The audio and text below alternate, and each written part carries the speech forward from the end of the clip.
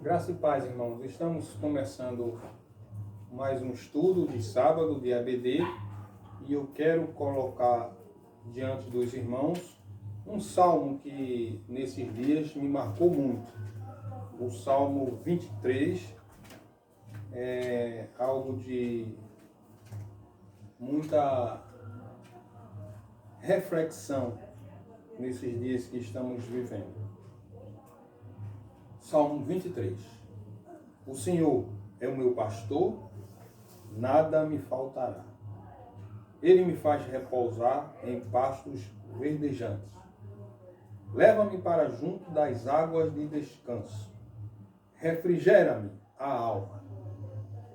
Guia-me pelas veredas da justiça, por amor do seu nome. Ainda que eu ande pelo vale da sombra da morte, não temerei mal nenhum, porque tu estás comigo. O teu bordão e o teu cajado me consolam. Prepara-me uma mesa na presença dos meus adversários. Unge-me a cabeça com óleo, o meu cálice transborda. Bondade e misericórdia certamente me seguirão todos os dias da minha vida, e habitarei na casa do Senhor para sempre. Esse versículo 6 é o que me marcou ao eu ler quinta-feira passada para uma mãe que ela havia perdido o seu filho.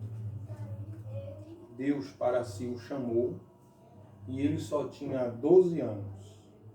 E eu li para ela esse versículo 6. Bondade e misericórdia certamente me seguirão todos os dias da minha vida, e habitarei na casa do Senhor para sempre. Eu disse para aquela mãe que Deus tinha sido bondoso todo aquele tempo que Deus havia permitido que o seu filho estivesse com ela. E que o filho não era dela. Ela estava tomando conta do que era de Deus. O jovenzinho, ele partiu, mas foi um descanso para ele, porque desde de criança ele vinha doente. E essa doença o deixava na cama. Essa doença ocasionou dele não poder ver, não poder falar, não poder se movimentar. E eu disse para ela que o seu filho tinha ido habitar na casa do Senhor. Que Deus console a mãe Luciana. Ele não morreu devido a essa pandemia. Ele morreu de uma doença que já o acompanhava desde a sua infância. Que Deus tenha misericórdia do Eliel, da Luciana e com certeza o Tiago Henrique, que é o adolescente que partiu, vai estar com o Senhor neste momento. Vamos cantar um louvor do hino do cantor cristão 171, e após nós vamos fazer uma oração e vamos entrar na lição da revista, a qual a gente vem seguindo, que é a adoração e mordomia. Hoje nós vamos estar com o sustento ministerial. Muito importante essa lição. Mas vamos no hino 171. Caleb, enquanto eu estiver louvando, pegue a minha carteira profissional que está aqui em cima do biru, que vai me servir de acompanhamento para o estudo. 171.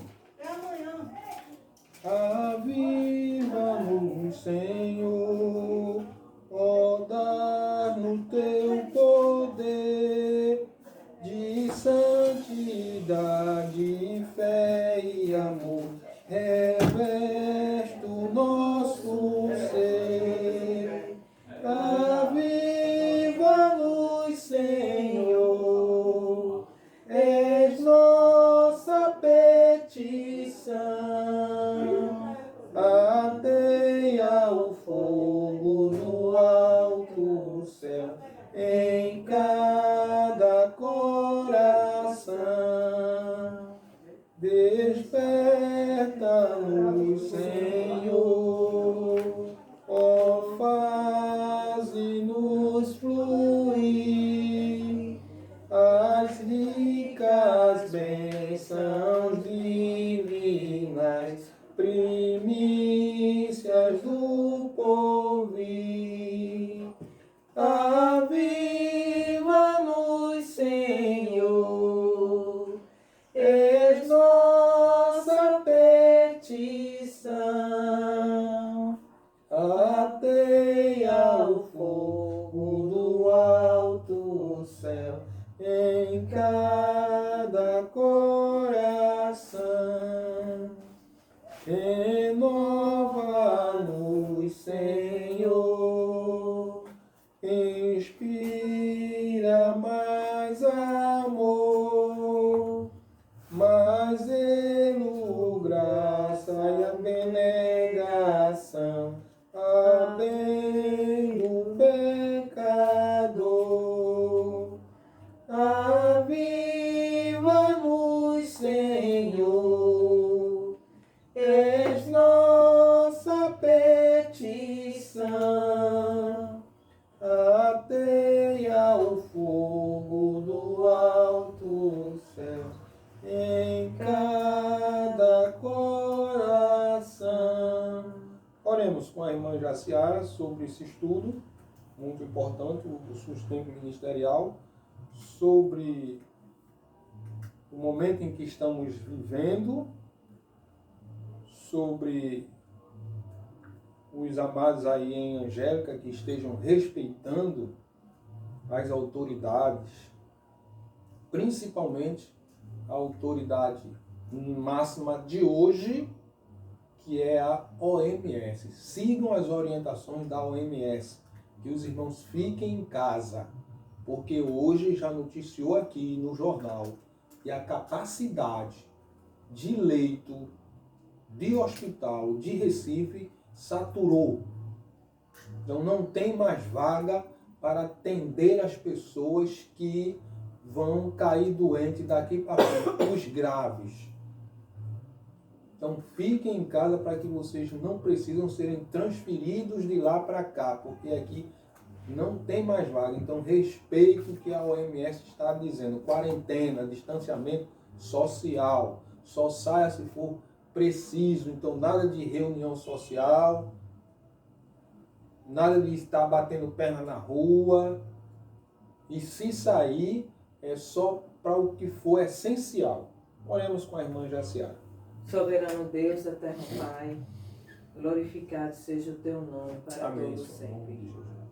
Ó Deus, colocamos diante de Ti, ó Deus, essa situação que nós estamos vivenciando. Assim seja, tem misericórdia. Ó Deus, tome em Tuas mãos, ó Deus, cada pessoa acometida por este vírus, cada profissional que está à frente, médicos, enfermeiros, em nome de Jesus. Ser com Paulinha, com os cientistas que estão tentando fazer uma vacina para combater esse vírus, com a OMS, ó Deus, que está dando um suporte para como a gente saber lidar com toda essa situação. No nome de Enfim, Jesus. Senhor, todo o teu povo que está, ó Deus, passando crises de ansiedades, crises financeiras. Toma, Senhor. Tem misericórdia, Senhor. Que seja um momento que nossa fé cresça, se fortaleça diante de Ti. Assim seja. porque Tu és a nossa esperança e Tu estás no controle de tudo. Que a Tua igreja possa se unir, ó Deus, e exaltar o Teu nome, por saber, ó Deus, que Tu estás providenciando no momento certo a cura, não é? Estás providenciando tudo no momento certo, o fim desse isolamento, mas de antemão que possamos, ó Deus, nos refugiar e ver que Tu és o nosso socorro. Amém. Perdoa os nossos pecados. Esta é a nossa oração. No nome de Jesus. Amém. Amém. Vamos então passar para a lição 11, a qual eu mandei a foto para vocês, hoje pela manhã. O sustento ministerial. Abram as suas Bíblias em 1 Timóteo 5, a partir do versículo 17 e 18. Serão apenas 2 versículos. 1 Timóteo 5, capítulo 5, versículo 17 e 18. Devem ser considerados merecedores de dobrados honorários os presbíteros que presidem bem com especialidade os que se afadigam das palavras e no ensino. Pois a Escritura declara: não amoldecer o boi quando pisa o trigo, e ainda o trabalhador é digno do seu salário. É muito importante trabalhar esse tema com os irmãos. É muito importante vivenciar para vocês o que nós, ministros da palavra, temos presenciado. Na introdução, nós temos, ao estudar sobre mordomia, não podemos deixar de abordar um assunto que é o sustento pastoral. Este assunto, na visão de uma parte significativa da igreja, ou seja, das igrejas, é um problema de difícil solução. Por conta disso, algumas igrejas têm penalizado os seus ministros que aceitam o convite de Deus para tal excelente obra e missão. Ainda na introdução, me chama a atenção que cada cristão precisa ter a visão da necessidade do sustento pastoral. Mas para isso é preciso ele compreender o que está aqui no Antigo e no Novo Testamento.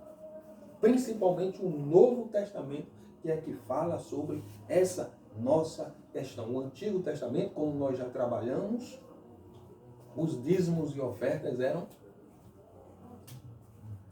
para certa missão. No Novo Testamento, que é a qual nós seguimos, os cristãos, é muito vital os irmãos estarem acompanhando. No subtítulo tem razões para o sustento pastoral. Paulo aqui mostra uma situação na época. Era um acontecimento situacional.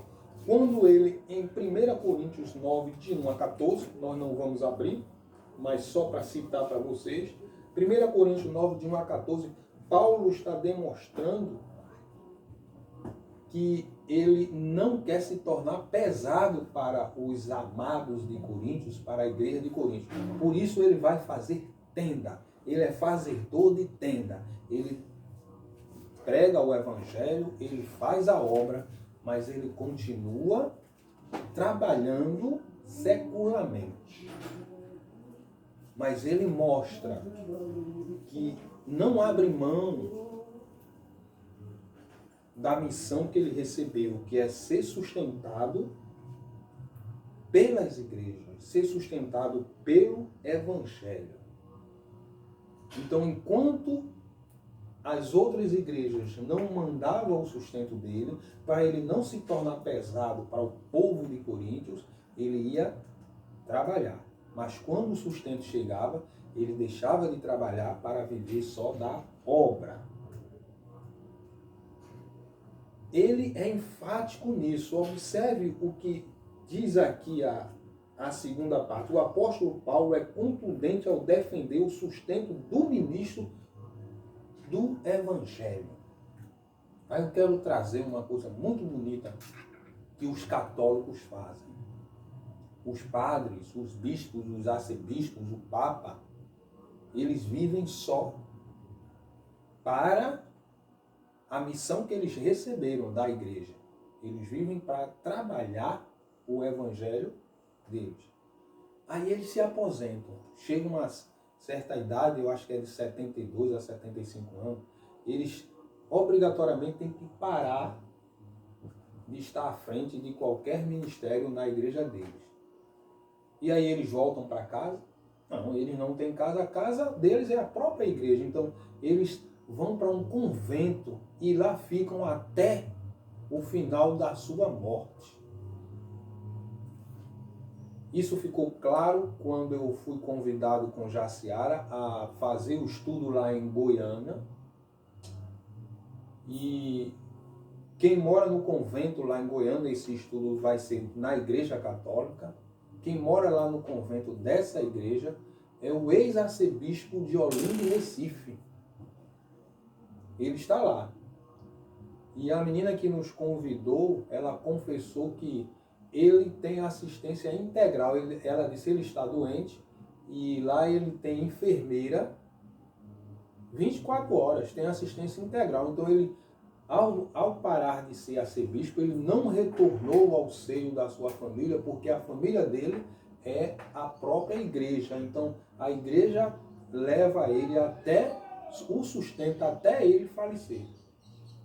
Você sabe por que existe o hospital português? A maioria das pessoas que trabalham para a igreja católica, as freiras, os padres, quando ficam doentes, eles são socorridos lá. Eles morrem, são internados lá e morrem lá. Dom Helder Câmara foi assim. Ele adoeceu, envelheceu, se aposentou, ficou morando na Igreja das Fronteiras, que fica aqui no UDERB. Quando a idade avançada chegou, que a doença acometeu ele foi internado no hospital português. Inclusive tinha uma jovem enfermeira da igreja que eu fazia parte, Batista dos Torrões, que trabalhou tomando conta, sendo enfermeira, na ala em que estava Dom Helder Câmara, e lá o ex-arcebispo de Olinda e Recife morreu. Então a maioria dos padres, e aquele outro padre também que eu agora me esqueço o nome, aquele muito famoso que andava pelo interior, faleceu lá também, cuidado por essa irmã. Então eles não são abandonados, não são jogados às traças. Muito diferente de outras igrejas. Voltemos à revista. O apóstolo Paulo, ele chama atenção que quando o obreiro é convidado pelo Senhor para viver, para pregar o evangelho, ele renuncia a muitas coisas. Ele se desprende das coisas materiais. É necessário que ele faça isso, que ele se desprenda das coisas do trabalho secular, da vida secular. E aí, se ele não faz isso, se ele trabalha secularmente e exerce um ministério pastoral na igreja, ele vai sentir dificuldade de uma coisa que se chama tempo. Ele vai sentir dificuldade de uma coisa que se chama vida ministerial. E aí ele precisa dar o trabalho dele para ganhar o seu pão e precisa também dar o seu tempo na igreja. Sabe o que é que acontece? O que não acontece? Sabe o que é que acontece? Eu ia atropelando um pouco. O ministério fica capenga. Ou seja, fica em falta. O ministério, a vida ministerial desse pastor, fica também em falta. A vida espiritual. E aí a igreja sente isso. Isso não ocorre na nossa igreja porque na maior parte do tempo eu estou a serviço de vocês. Mas demorou isso. Eu lembro de uma questão espiritual que quando eu trabalhava numa empresa, eu tinha uma certa posição nessa empresa. E aí, veja como afeta a vida espiritual do ministro. Eu já era pastor e eu tinha uma posição, eu tinha um cargo nessa empresa. E eu desenvolvia uma área de um setor que se chama CIPA, que é a prevenção contra acidente. E aí a pessoa que se acidentava na empresa, que fosse qualquer, a menor que fosse, ela automaticamente a gente teria que fazer um registro e ela perdia alguns privilégios e até a equipe também perdia alguns privilégios. E aí um jovem, ele precisou abrir, Caleb, minha caixa de ferramenta, traga aí para eu mostrar aqui. Tá aí, abra a minha trena, tira a trena. Ele precisou abrir a trena para medir uma peça.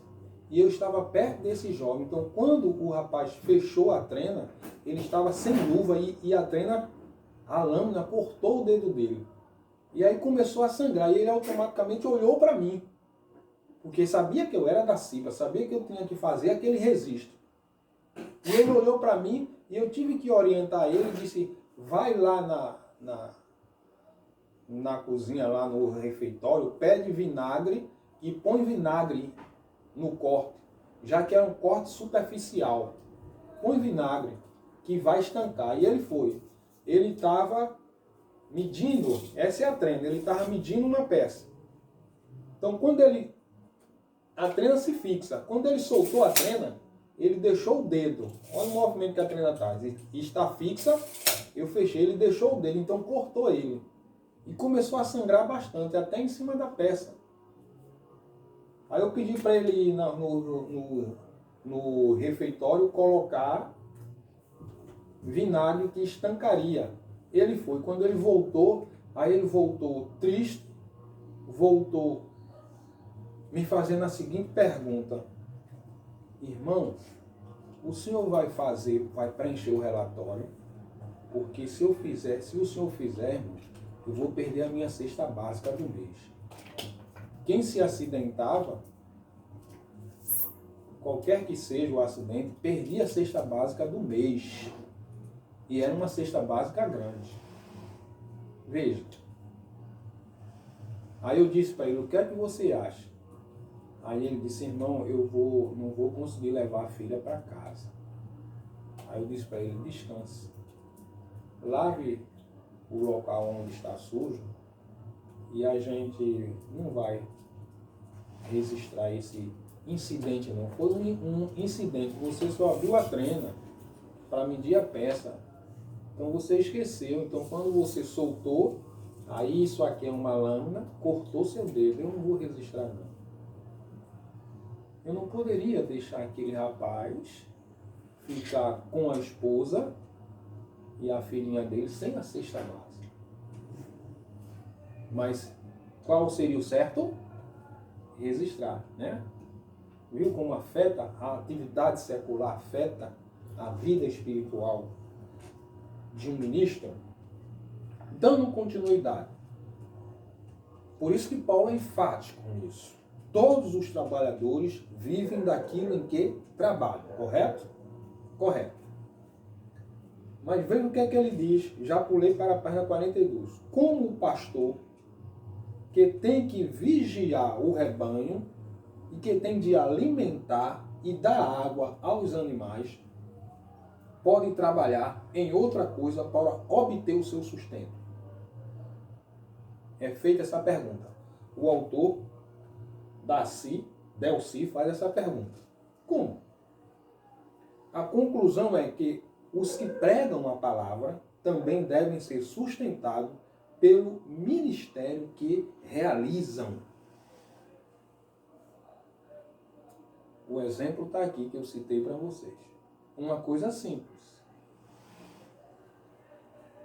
Mas se eu fosse levar à frente, como é norma da empresa, iria prejudicar o rapaz, iria prejudicar toda a equipe. Toda aquela área que trabalha com o rapaz correria o risco de perder a cesta básica. Ele já ia perder logo. O segundo ponto que o autor nos deixa sem enfático. O sustento pastoral fundamenta-se em exemplos citados na Escritura. Aí aqui ele mostra a prática do sustento ser feito pelos sacerdotes e levitas no Antigo Testamento. Está lá no livro de Deuteronômio 25. Então, os sacerdotes e os levitas eram sustentados pelas ofertas que eram levadas ao templo. E lembrem que naquela época ia animais, alimentos, além de espécies. E aqui tem também para nossa questão do Novo Testamento.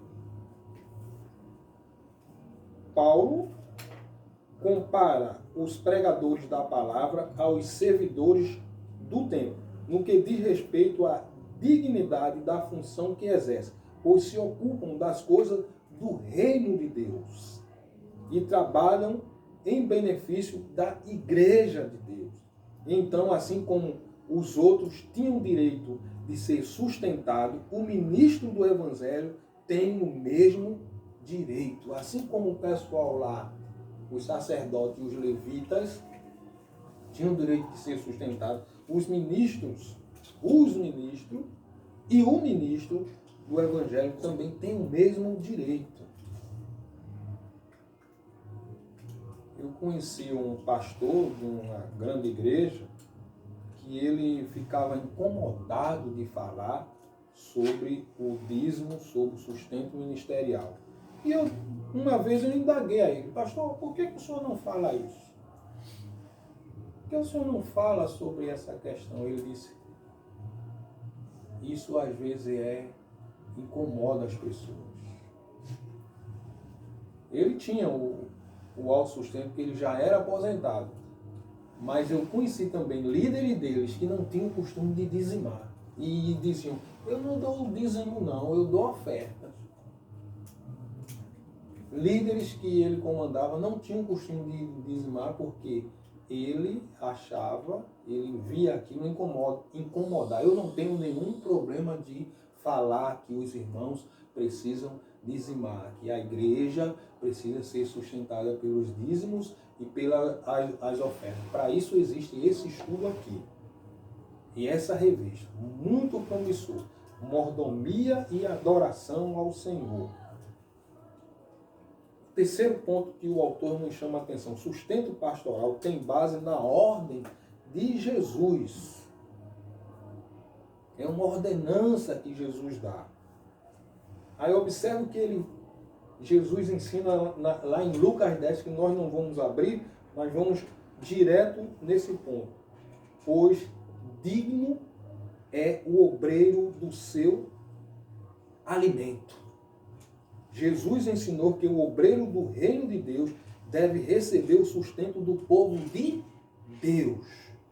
Se ele for sustentado secularmente, Eu volto a lembrar, esse ministério fica capenga.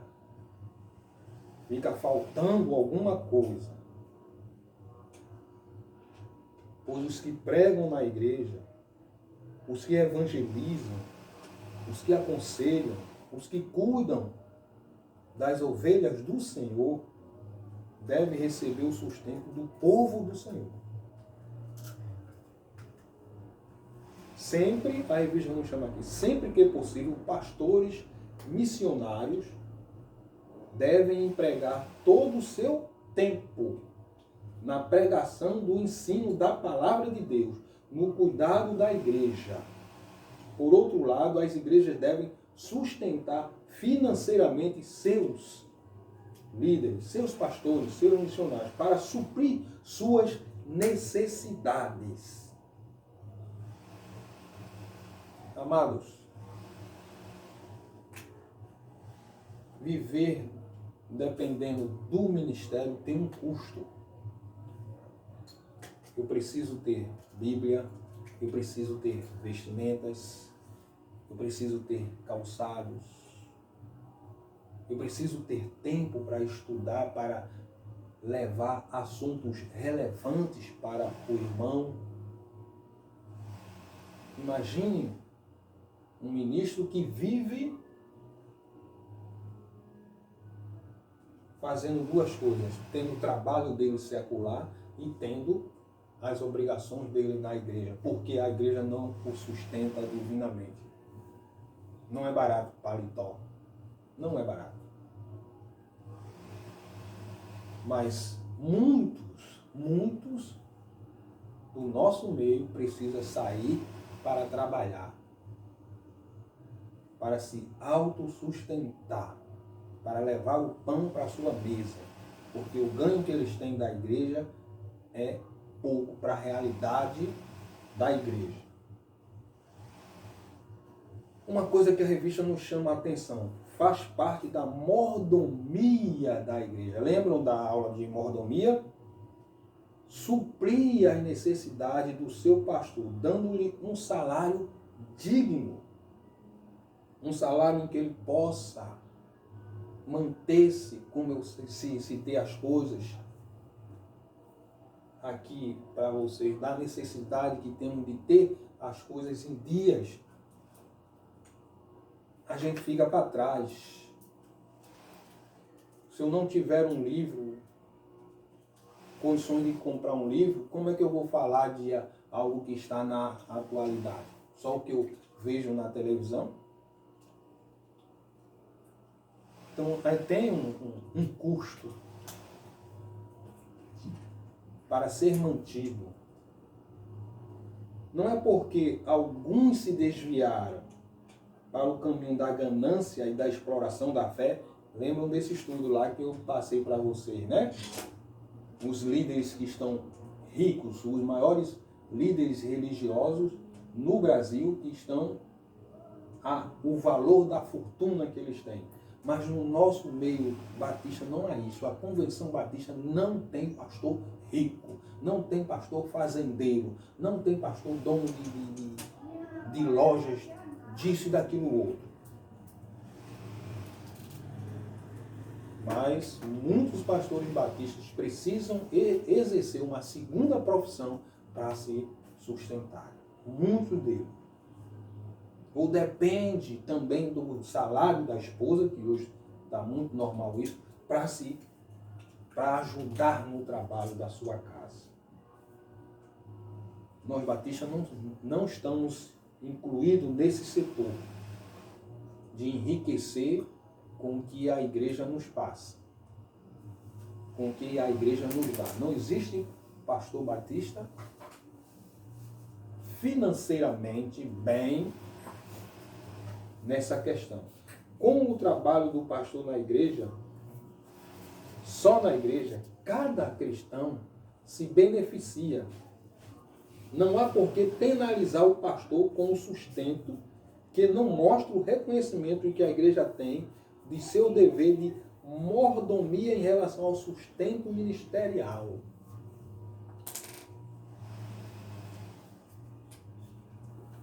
Aí veja o que a revista nos chama a atenção. Digno de dobrada honra. Depois eu quero falar para você essa questão de dobrada honra. No Novo Testamento, usa para identificar uma mesma função em que é exercida pelo obreiro a quem cabe ensinar, pregar, supervisionar a igreja, o pastor. É o pastor o responsável disso. O apóstolo Paulo ensina claramente que a igreja deve honrar o seu pastor, dando a ele dobrada honra. Quando eu falo dobrada honra, quando a Bíblia existe a dobrada honra, eu quero dizer, a igreja deve respeitar o seu pastor. Uma das formas de respeitar o seu pastor é dar um salário digno a ele. Alguns anos atrás, numa igreja aqui, perto, em Jaboatão, uma congregação queria se tornar igreja. E vocês sabem o processo para se tornar igreja, o que é preciso. Por 2 vezes foi feito o concílio dessa igreja. E por 2 vezes ela foi reprovada, porque na pergunta crucial que a ordem dos pastores perguntava, dizia, vocês podem sustentar um pastor? A resposta que vinha do corpo diaconal era, nós temos condições de pagar X ao pastor. E não era nem um salário mínimo. E aí, a ordem dos pastores entendiam que aquela igreja, aquela congregação não poderia se tornar igreja para ficar na mão de um obreiro, tinha que ficar na mão de um pastor. Mas ela não conseguia sustentar um pastor. Por 2 vezes ela foi reprovada. E na 3ª vez que foi chamada para ter o concílio, ela foi aprovada. E um colega nosso, pastor Fialho, ele ficou à frente daquela igreja. Ele já vinha à frente daquela igreja, mas para se tornar igreja, precisava passar como vocês sabem. E esse pastor, ele fazia tendas, feito Paulo, e tomava conta da igreja. Esse ministério foi para frente? Não. Há poucos dias atrás eu passei lá de frente do local que era a igreja.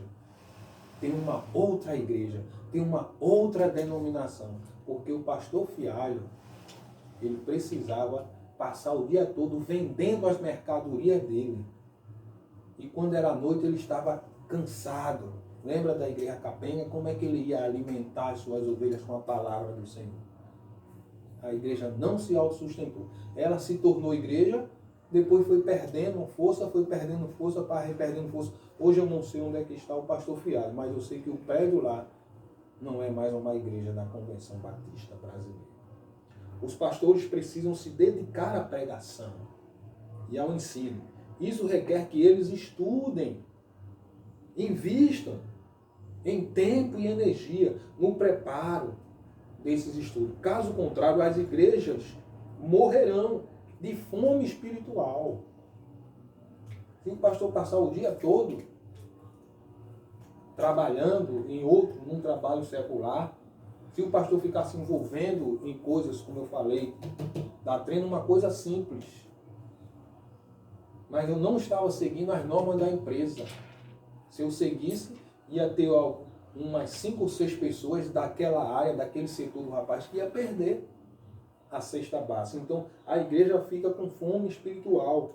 O pastor não tem tempo de estudar a Bíblia, de ver os rodapés, como eu tenho lembrado para os irmãos aí, que é importante a gente ler a Bíblia, mas saber o que é que está escrito ali. Não é só ler por ler.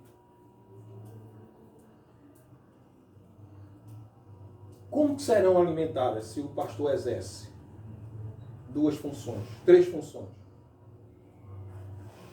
A igreja precisa reconhecer a importância do trabalho que o pastor realiza para que ela própria e para o crescimento do reino de Deus, para que ela cresça e o reino de Deus também cresça. Como parte da sua mordomia é remunerar dignamente o seu pastor. Isso é sério, meu irmão. Isso é sério. Não havia respeito para com o pastor Fialho. Por quê? Porque ele precisava vender as coisas dele no próprio bairro E as pessoas passavam e diziam, olha, o pastor pobre. Não havia respeito com eles, com esse. Não havia nem respeito da própria membresia com ele, porque ele precisava fazer tenda. E aí os irmãos mais abaixados não respeitavam. A igreja morria espiritualmente. Tinha fome da palavra. Os adeptos de negociatas acerca do reino de Deus fala em contribuição. Se você contribuir, você vai prosperar materialmente. Nós estamos vendo muito isso aí, mas em outras denominações. A denominação batista não trabalha em bênção material. Ela não negocia a fé. Ela não diz que se você der mais, nenhum pastor batista. Se fizer isso, não é batista. Ela não negocia dizendo que se você der mais, você vai ser mais abençoado. Nós não vendemos indulgências físicas e nem espirituais. No entanto, não é esse o sentimento que anima o ministro da palavra. Porque nós, da Convenção Batista Brasileira, não visamos lucros. Nós temos igreja aqui que paga, nas condições que ela tem, paga uma remuneração altíssima ao pastor, mas altíssima na nossa visão, mas é a condição dela. Nós tivemos lá um professor nosso, que numa igreja, ele ganhava 15 mil reais. Mas esse pastor precisava de quê? Ele era chamado para muitas coisas, para muitas conferências, para muito isso, muito aquilo. E hoje ele está nos Estados Unidos, pastoreando lá igrejas batistas nos Estados Unidos. Mesmo tendo esse salário aqui. Mas a igreja podia sustentar, mas dizia, você tem que ter o tempo integral. E ele era doutor na área que ele aprendeu de teologia. Então ele ganhava de acordo com o que ele podia ganhar. Voltando aqui à revista. Nesta convicção, nós servimos a Deus com dedicação, com a consciência de que o rebanho não pertence a nós. Então todo o lucro, todo o dinheiro que esse rebanho dá, não é nosso. Nós somos apenas mordomos, tanto das ovelhas quanto dos bens que essa igreja tem. Mordomos de Deus no trabalho que realizamos. Para aplicar na nossa vida. Já estou na última página da lição, a página 44. Conhecendo o ensinamento da palavra de Deus a respeito do sustento ministerial, ajude a sua igreja a exercer bem o aspecto de mordomia, sendo mais um apoiador convicto das boas decisões em relação ao sustento pastoral. Aí se você escutar, meu irmão, de algum cristão, que seja da nossa denominação, que seja de outra denominação séria, dizer, eu não dou o meu dízimo para que o pastor não tenha mordomia, não tenha isso, não tenha aquilo outro, repreenda esse irmão. Isso é anátema, isso é coisa diabólica. Sabe por quê? Eu vou por isso que eu pedi a Caleb minha carteira profissional. Vou mostrar aqui para vocês. O meu último registro, em 2012, eu entrei ganhando na empresa, 2012, R$900. 2012. Veja quanto está o salário mínimo hoje. Eu entrei ganhando na empresa R$900 em 2012. Aí vamos na alteração de salário. Em 2014, eu já estava ganhando R$1.400. 2014. Veja, 2012, R$900. 2 anos depois, tinha dobrado. R$1.400. Aí eu saí em 2016, mas em 2015 eu já estava ganhando R$ 1.600. Então, de ano em ano, eu tinha um aumento de R$ 200. Aí veja bem, vamos fazer a conta aqui. 2016, 2017, 2018, 2019, 2020. Eu teria ganhado quanto de aumento? R$ 200, 200, 400, 500, 600, 200, 400, 600, 800, 1.000. Então, se em 2015 eu ganhava R$ 1.500, sabe quanto é que eu estava ganhando hoje? R$ 2.500. Isso se eu permanecesse na mesma função. De 2012 para 2000 em 2013 eu ganhei uma promoção.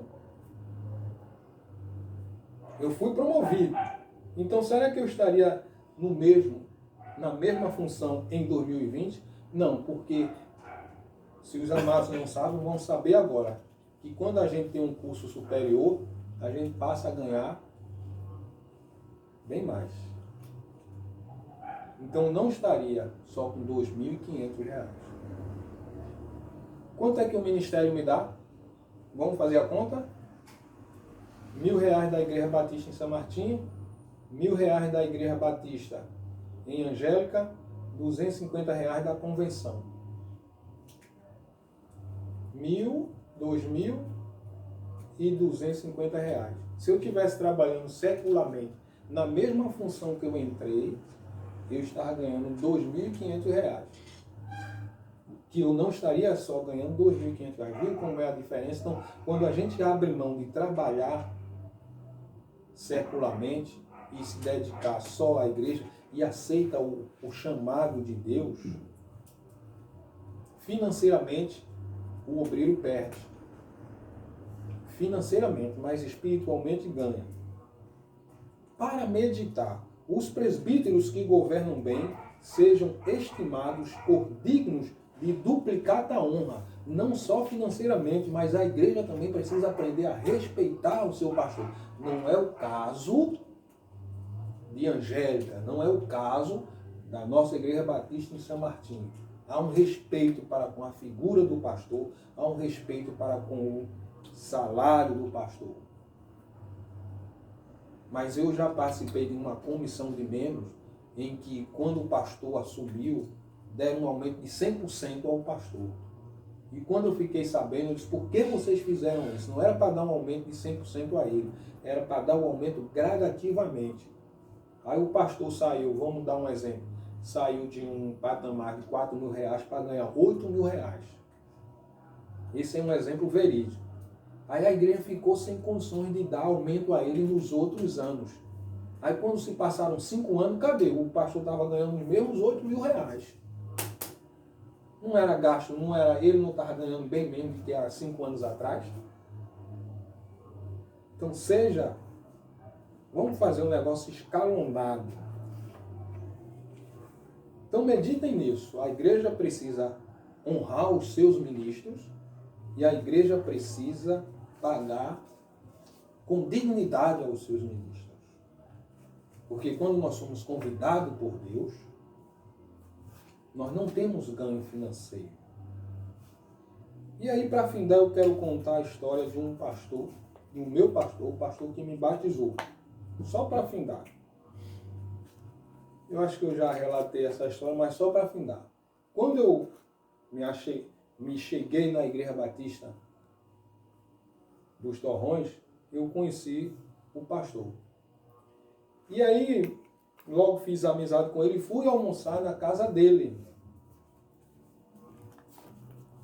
E aí, chegando lá, aí ele colocou, a esposa dele colocou a mesa, mas só veio salada no meu prato.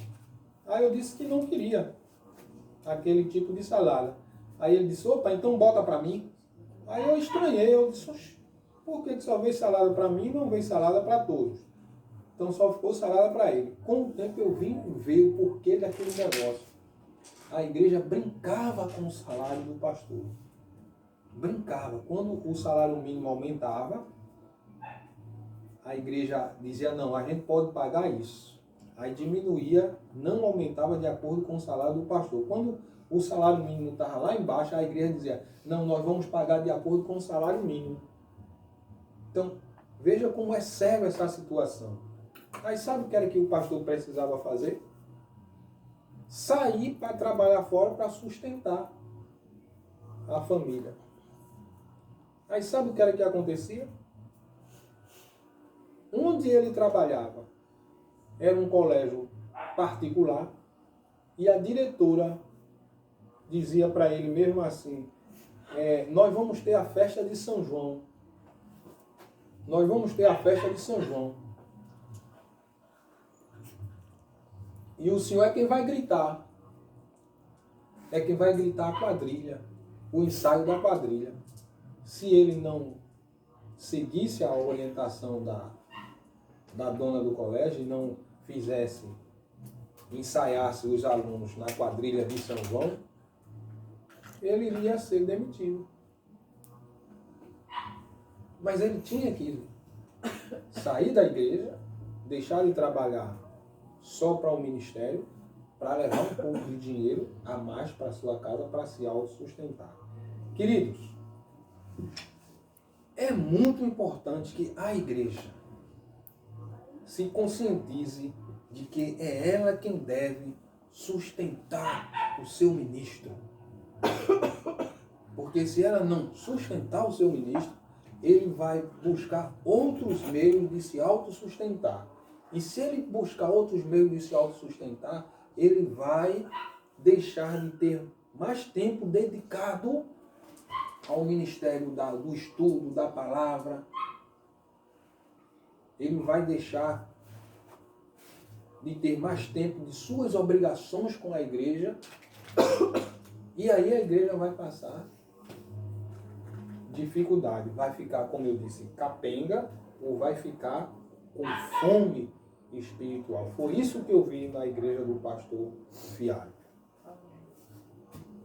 Então se unam nesse estudo que nós demos hoje.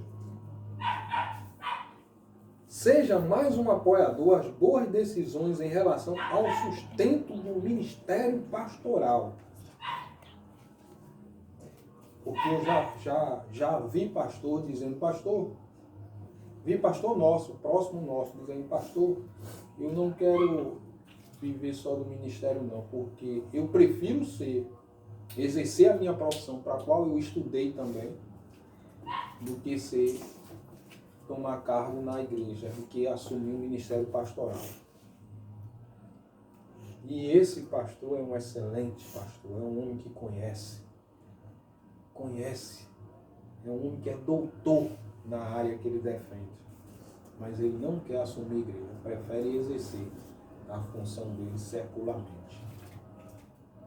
E ele é um homem espiritual. Queridos, nós vamos ficar aqui por essa lição, por isso seja um mordomo fiel ao Senhor, seja um dizimista fiel ao Senhor, seja um ofertante fiel na casa do Senhor, para que você possa sustentar. Agora eu quero estender não só o seu ministro da palavra, mas as igrejas aqui em Recife sustentam também os seus ministros de música, o seu ministério de educação religiosa. Já a Seara já foi ministra de educação religiosa de uma igreja que não conseguia dar nem meio salário a ela. Nem meio salário a ela essa igreja conseguia dar. Aí o pastor ainda achou, o pastor presidente dessa igreja ainda achou que ela ganhava muito, aí disse, não, nós vamos tirar dela e passar para o marido, que o pastor Nivaldo aqui vai nos auxiliar. Eu quis ficar lá, na medida que ele não quis ficar com o Jaciara pagando meio salário, eu ia ficar lá ganhando meio salário e atrasado, porque a igreja não tinha condições de sustentar uma educadora religiosa. Pensem nisso. O sustento do ministério pastoral é vital para a vida da igreja. Amém? Vamos orar e agradecendo a Deus, que os irmãos entendam. E se eu estivesse trabalhando secularmente, eu estava ganhando bem mais. Que se muitos pastores estivessem trabalhando secularmente, estariam ganhando bem mais. Mas nós não estamos preocupados em ganhar bem mais. Nós estamos preocupados em ganhar almas para o Senhor. Mas então permita que o seu pastor possa ganhar almas para o Senhor. Oremos em relação a esta lição. Oremos em relação ao texto que nós lemos. Que o obreiro é digno do seu salário. Senhor, nós te agradecemos por esta rica lição. Te agradecemos porque a tua misericórdia está sempre conosco. Te agradecemos porque não falta o pão na nossa casa. Tu sempre há de nos sustentar. Te agradecemos pela fidelidade com que a Igreja Batista em Angélica tem suprido o nosso salário, que a Igreja Batista em São Martim tem suprido o nosso salário. Mas te pedimos que estamos numa situação de caos social. Te pedimos que a igreja, que os irmãos da igreja continuem fiéis para que não falte o pão na nossa mesa. De todos os pastores, o rendimento da igreja caiu, o rendimento familiar caiu. Por isso, tem misericórdia de todos, inclusive dos irmãos da igreja. Abre portas para que eles possam sustentar a tua casa, os teus ministros. Que no nome de Jesus, a tua graça recaia sobre todos nós na situação em que estamos vivendo. Esta é a nossa oração. Que os irmãos que estão ouvindo esta lição possam entender o quão é importante ser fiel na obra do Senhor. Continua nos abençoando com toda sorte de bênção que tu tem para nós, mesmo que não sejamos dignos para tal. É o que nós te suplicamos, no nome e pelo amor de Jesus. A igreja diz? Amém. A irmã Jaciara tem um recado dizendo que hoje à noite vai entrar numa videochamada com jovens. Videochamada com jovens. Às 8 horas. Às 20 horas. E eu quero dizer que amanhã nós vamos ter o nosso culto transmitido como hoje. Amém? Fiquem com Deus, tenham uma noite abençoada e lembre-se, fique em casa. Nós não temos mais condições de receber doentes nos hospitais. Hoje eu fui numa casa de uma irmã só para passar um recado para ela e ela disse, a minha irmã que é da igreja, também está doente. E ela contou os sintomas e disse, eu não estou nem indo lá. Então fiquem em casa. Amém?